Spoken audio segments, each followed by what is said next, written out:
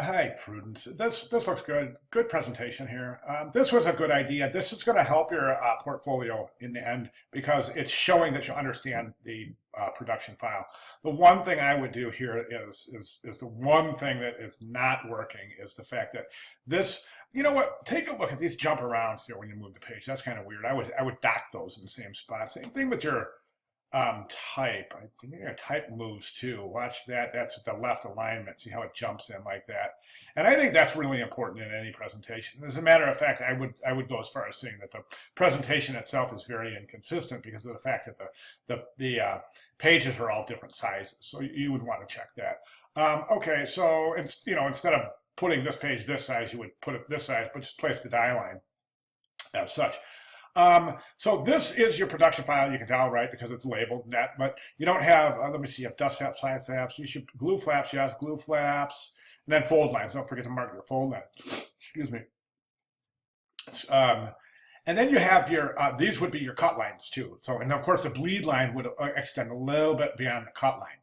Okay, and then over here you have your file, your clean file, and that's great, but the only thing that's showing in this file that shouldn't be are these dashed lines, because this is assuming that this is a printer's file. So the dashed lines wouldn't get folded. They would be scored to fold, but they wouldn't be printed at all. So you wouldn't see those on your real file.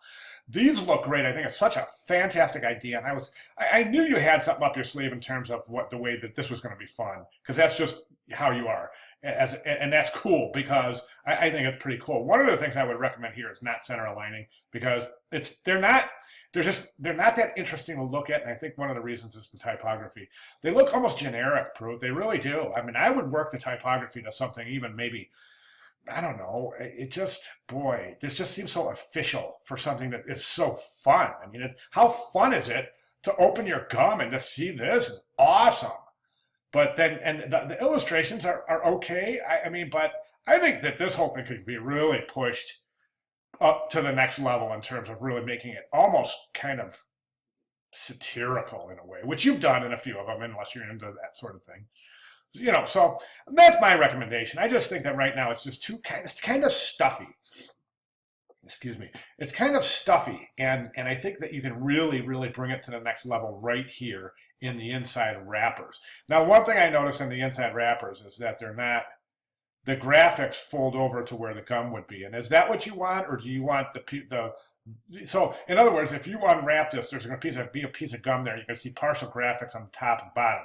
I don't think that's a good idea. I would say open it so the gum sits in there. You won't see anything on the outside. You remove the gum, and then you see the graphic.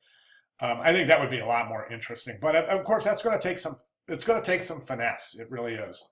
And that's my only concern of this whole thing. I think it's fantastic. Presentation-wise, again, we've got some issues with you got some strange shadows in your photography and some really dark areas, some very stark differences between shadows and lights. Very harsh.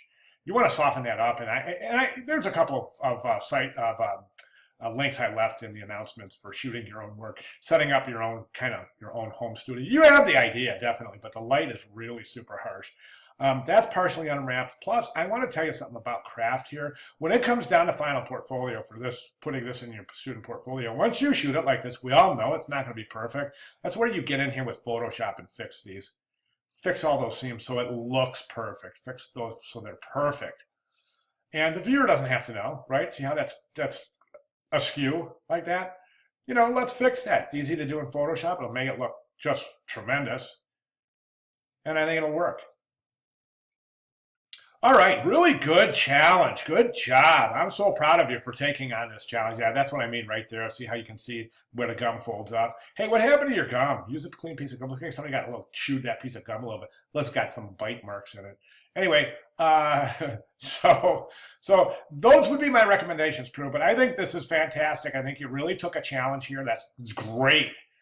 And you're showing the most important thing in what I think the most important thing in the class is, and that's the ability to show that you know how to apply graphics to a die line with the intent of folding it into an object. Yes, indeed, a package, as a matter of fact. All right, Prue, great job. Any questions, give me a holler. Thanks.